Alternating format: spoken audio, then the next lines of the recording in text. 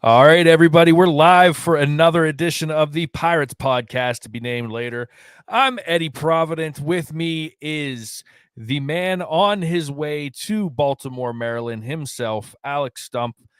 You gonna do any sightseeing in Maryland, or are you just business trip? I'm gonna eat. Yeah, well, you I have need, to. Crab cakes. yeah, yeah, crab cakes, crab whatever. Put Old Bay, on my oatmeal in the morning. Like let's do Baltimore right. Nice, nice. Alex, I want to jump right into it. I think you jinxed the Pittsburgh Pirates. Yeah, That, probably, that's but you have to be more that's specific. okay. So a couple weeks ago on our show, you said that Major League Baseball would eventually figure them out. And That's not now jinxing. I think it's a jinx because I think if you wouldn't have said anything, I think they would have been, still a top 2 or 3 team in the league. I think they'd be on cruise control right now. No, let's be real. You were right. There was, in all likelihood, this was going to come back down to earth. And it has come back down to earth, but it's come down to earth maybe a little harder than we all had hoped. Like the landing gear busted mid flight, and we're trying to get this thing, on the ground without any mass casualties. What have you seen as you've been covering the baseball team? What's the big thing? Obviously, there's a big lack of offense. But is there anything that points to it that you are seeing while you're following the team? See, I'm not even like harping on the lack of offense because it's more those first, that first month of the season. That was such good fundamental baseball all the way around. They were fielding well, they were running the bases, they were smart in how they ran the bases, they were executing whenever they needed to. It was just like, okay, that was that team playing to its full potential, to its full realization. We all get that. But they have done none of that these last 10 games outside of Mitch Keller, one, Tuesday night or Monday night, I guess. Uh, Yeah. it was We're just seeing so many bad base running decisions. It's one thing to be caught stealing, trying to get yourself into scoring position. It's another for I'm trying to steal third base with 2 outs. You gain next to nothing, and the risk, even if you are like 99% sure, it's like, well, the odds say 99% sure isn't really good enough for this right now. Like Right. you gotta be 100% sure. You got to see the third baseman, catching, you know, or picking dandelions in the outfield for you to go for this right now. Like it's one of those situations. We're seeing Castro make two really bad errors at shortstop in the trop. And I think the Pirates win one of those games if he executes right, if he, makes both of those plays. I don't It's disagree. to the Yeah. point they're calling up Chris Owings, who, very nice guy, but let's be real here. It's Chris Owings. Right. Let's be real here. Like this guy is not the savior. So obviously they need to get back to base. I know it sounds stupid, but it is get back to basics. Playing the field better, making better decisions, like you said, on the base paths. Uh, how does that start though? Because right now I see this team in such a funk that Yeah. it's almost like they're in their own way right now. Obviously, we've talked about Carlos Santana. We've talked about uh, Andrew McCutchen. We've talked about the leadership in that room. Um, when is it time to maybe start holding them accountable for this team's? Or do you think we're not there yet? No, I mean it's still 10 games. As bad as these 10 games have been, it's 1/16 of a season. And Yeah. even with it, this team is still 21-17, which if you knew nothing about how this season was gonna go, it's just like you could sign up for the Pirates being 21-17, during the 1/4 mark of the season. You'd be like, yeah, Yep. absolutely. Take that 100 times out of 100. Yeah. It's Look, I'm gonna harp on just what runners in scoring position. This team has 6 hits, over in the month of May. They're like 6 for 53, I think the number is. They're hitting Hmm. 113, whatever that is, whatever the math number is. 4 of those hits are from Kutch and Santana. Like, it's just at some point, other people have got to follow through also. Like Yeah. Sawinski had a really nasty slump in there. Hayes has not lived up to his expected stats. Brian Reynolds is swinging a hot bat right now, but he also hasn't homered in a month. There's Yeah. like a lot of stuff like that, little stuff that whenever you're not getting that top of the line production from your top guys, and you have to rely on like the Austin Hedges or the Marcanos. It's And I want to be perfectly clear here, yeah, Alex. This isn't something that I like. I don't think it's you hold them accountable. I've just had enough conversations with people that, and you know how this fan base and city is. We it's a jaded market. So at the drop of anything bad, it's all automatically goes to who blames who. So part of me is playing devil's advocate here. Like, where do you? I don't even want to say place blame because I don't think it's that. I just, like you said, it's a 10-game slump. I mean, it's just a bad yeah. stretch of baseball. Every team goes through bad stretches of baseball. It's just a lot of teams have the luxury of, having it happen, 65, 70 games into the season, 100 games into the season when, they're already, a team like Atlanta or, uh, LA or, one of the top tier teams in baseball, when everything kind of comes back to level, if they have that bad slump while they're 10, 15 games, uh, above 500 or, 10, 15 games ahead of the next closest team to them, that 10-game slump doesn't matter as much. What we're seeing with the Pirates, it's a 10-game slump at the beginning of the season when there's a game at best there was a game and a half, 2 games in between them and the second place team in the division. So I can't scoreboard watch or care about division no, standings but until July. that's my point. Is it's just it's magnified because of when it's happening. I think. I honestly think that we're going to see a lot better baseball from this team. I don't think this is. I'm not pressing a pan. I said this last week. I'm going to say it again this week. I'm not pressing the panic button yet. Someone needs to hit Yeah, because honestly, the way this team, someone needs to hit, and someone besides Mitch Keller in that rotation needs to step up. This is a really bad time for Rowe to hit a really bad skid. This is a really bad time for Rich Hill to become inconsistent. This is a really bad time to lose Velasquez to injury. Even if it's a shorter term injury, mm-hmm. it's going to be still a couple turns through the rotation where you don't have someone who had a low 3 ERA and was really reliable. There's just a lot of stuff going on with this team that some people have to step up. Like we saw it in on Wednesday with Kutch.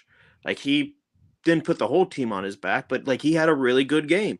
Yeah, And the Pirates need more games like that from their team, yeah, from more players, especially that second tier. That's why this team was started off 20-8. I'm going to say it. Besides the pitching, which was the most important part, I think, of that first month, uh, the second part was Castro was great. And G1 Bay was a really solid guy who was contributing in his own way. And Jack Sawinski was playing like an all-star for a month. Like there was just like a long, and then dude. now, He even got a couple of honorable mention votes in the MLB's early MVP thing they put out last week.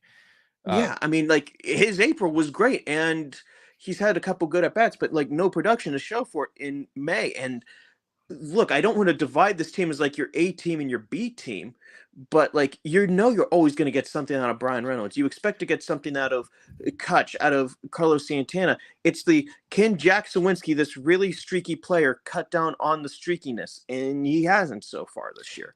Yeah, Can Key contribute offensively? Can G1 and like all these other guys, and you need that full. You can't go through a lineup where only 2 out of 9 are producing. You need to have 5, 6, ideally 9, but at least I half. I guess if I'm going to look at it glass half full, I'd rather see them go through these growing pains now than later on in the season if they get to a point where they're in the playoff race. I know every game counts the same, 162 games, but I think that going through the growing pains in the beginning of the season is a lot better than going through growing pains towards the end of the season or when things are, you know, shaping up a little more. Personally, You I you think you give yourself more room to build. Is what I would say. you also, the way that was phrased, it really does sound like this it would be contained to this, and there's no guarantee for that. You're right. No, I'm not going to disagree with that. Yeah. This is a big series. I mean, Yep. not to oversell. We're recording this on Thursday, so we don't know how Friday's game goes off. But like, this is a big series. Not that they have to sweep or whatever, but they just got to look like a good baseball team against a good Yeah. baseball team. I guess I'm at the point right now, Alex, where I'm not worrying yet, and I'm not freaking out yet, because I don't know that you can fake what they did at 20-8. That No, that was stretch real, that they but that went was on. everyone playing to their potential. But okay, so maybe, in a 162 game season, maybe you don't get every single player on the roster playing to their potential, for 15 games in a row. But I also don't think you get the situation where they're in right now, where there's two players playing to their potential, for a 10 game stretch. I think in a 162 game season, not to keep repeating that, but I think everything will eventually level out, and you probably get something in the middle, which will put you, if we're playing that game, it would put you square in the middle of things. It doesn't guarantee you a playoff spot. It doesn't guarantee you 500, but it puts you square in the middle of the things if you find that level watermark. See, I think that level watermark is closer to what I predicted at the beginning of the year, which was 70-72 wins, like in that range, though. I Which mean, at this I point, finishing with 70 wins 77. after starting 20-8 would be a horrible disappointment. It would be a huge disappointment. It's another thing we talked about. I think anything under 500 right now would be a disappointment the way they started off. So, I mean, we're trying to figure out who the 2023 Pittsburgh Pirates are. Are they that 20-8 team that we've seen, or are they this team that we've seen for the last 10, 15 games? That's what it comes down to, right? Yeah. So, all right. We did the negative stuff. There was one good thing that happened this week. Yeah, one very good thing. Mitch Keller. Yeah, we'll be right back. Welcome back to the Pirates podcast, to be named later, here on the DK Pittsburgh Sports Podcast Network. Eddie, am I out of line if I say that start by Mitch Keller was one of the best by a Pirates starter in PNC Park history? No, you're not. I'm not saying the best or whatever, or top 5, whatever, but like I think top 10. Dude, I'm right there with you, man. I am so right there with you. Okay, so you're around the team more, so you would have a better answer on this. I don't think that's a slider. They were calling it a sweeper on Twitter. What is that pitch? Yeah. I mean, I guess technically, I guess technically it's a slider, but like that thing looked like there was a freaking magnet on the other side of the plate. That ball was just like attracted. I haven't seen movement like that from a Pirates pitcher in quite some time, man. That was impressive. Like a Pirates starter, and dude, he was making people look foolish. Yeah, that was so impressive. That's what his slider evolved into. I mean, it's just the pitch that's more horizontal movement than anything, and it can just run away. And whenever he pairs it with that cutter, which is basically just a gyro slider half the time, like that, he has all these different pitches that have moved different ways, that could go different ways. He's got an arsenal of 6 pitches. All of them do something different. The big thing with pitching, and I think people that are listening to this show know this. I don't think I'm telling anyone anything they don't know, especially a guy like me. But the whole idea of pitching, at least how I was taught in high school, was you want to change speeds and you want to change planes. Right? Those are the two big things: change speeds, change planes. And Mitch Keller was doing that so well Monday night. He was, at one point in time, I think in the 9th inning, he was still hitting 97, 98 mile an hour, which is incredible in its own right. But then, like you said, he's got 6 different pitches that do different things, and some of them have more of a vertical break. Some of them have we have that horizontal break that's just impossible to tell what it's doing. And the way that he's able to mask them too with his delivery, I think that's the other big thing, is he's not giving batters a jump on picking these pitches up right now. His arm slot and the way that he controls things, man, it's so controlled right now and so good right now. It's just, I haven't seen a Pirates pitcher look like that, man, probably since that playoff run. I mean, it's been a long while since I've seen somebody command a game like that. It was Yeah, I think they said on the broadcast it was 2017 or 2018 was the last complete game. Is that right? something like that. Yeah. Or Pirates? Stephen Yeah. Broad had one in 2020. Was it 2020? Okay. Yeah. Yeah, I remember that was Maybe such a weird maybe it game. was shutout or something. But regardless, Maybe. it's been a while. It was the longest streak in Major League Baseball for a team, in between complete games.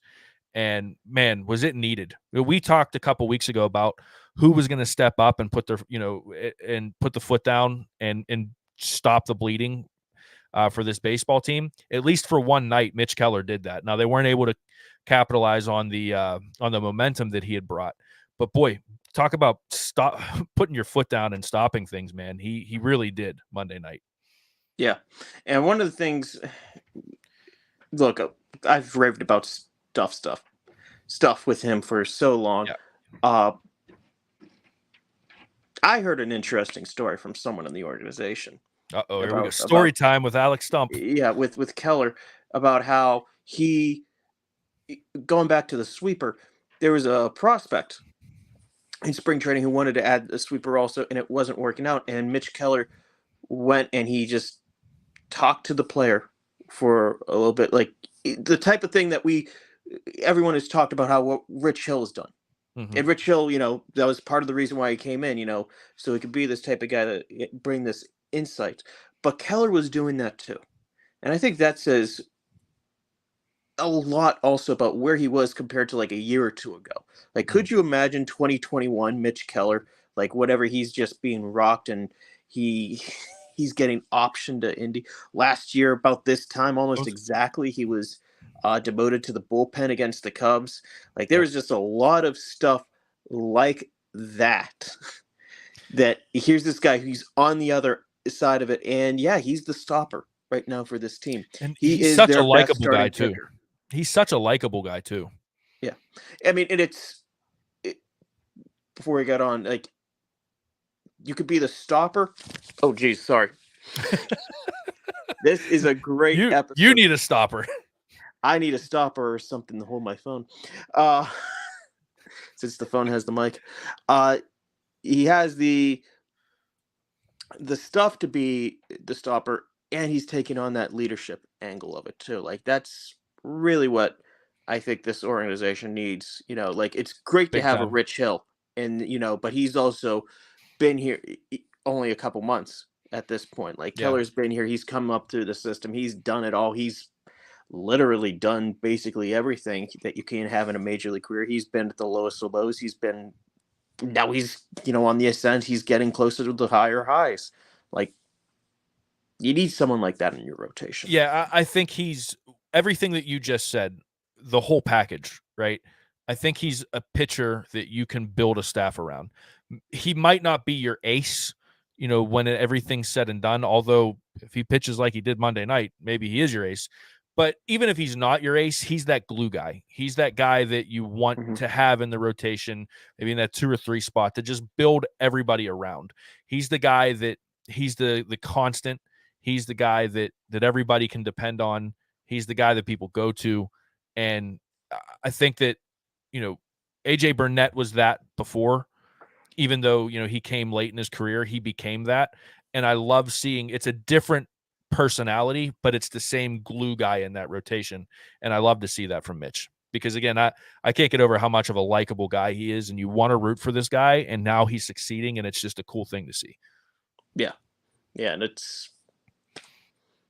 he would make any rotation in baseball better.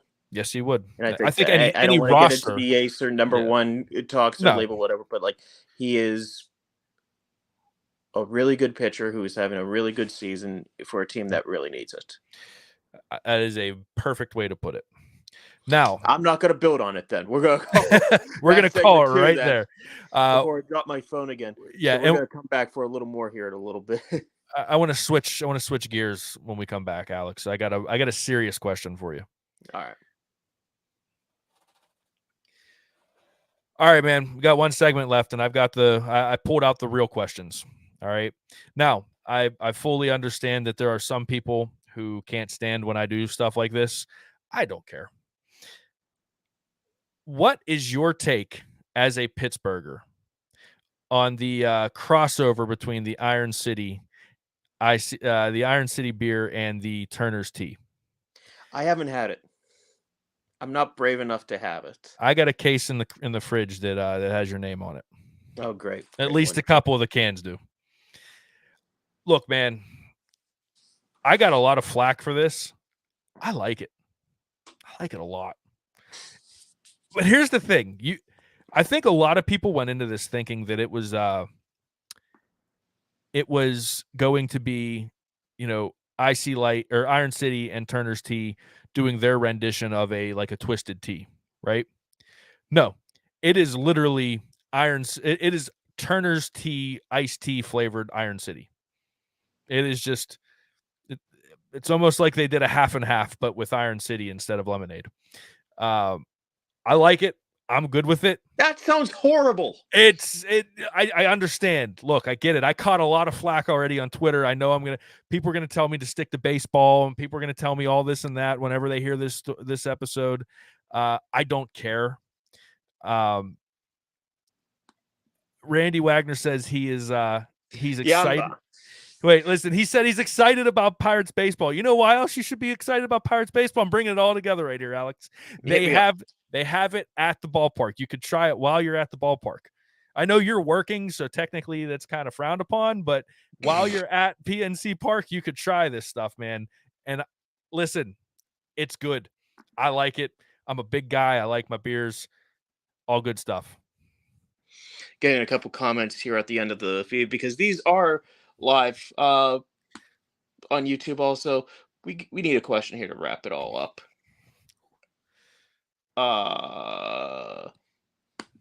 Dave White, we're answering this in one sentence, Eddie. What do you think of Jack Sawinski's defense in center field? I'm gonna say thumbs up, but it's closer to central. I was gonna say I'm giving him a 75%. It's a passing grade, but it's like the passing grade that I got at Duquesne University. We're ending on Eddie pulling the pin on the grenade that nobody else had. And nobody else asked for. A moment of self-sabotage. This whole episode is a moment of self-sabotage for me, man. This whole endeavor into the Pirates podcast to be named later has been self-sabotage, but I do it for you. That's friendship right there. Whenever you self-sabotage yourself to build up your buddy and your podcast host. That's why we love Eddie. And if you want to listen to more of Eddie, and I guess me also, subscribe on either the Pirates YouTube page for DK Pittsburgh Sports or wherever you find a fine podcast. This does become a podcast, believe it or not. So thank you guys so much for watching and listening. We'll talk again next week.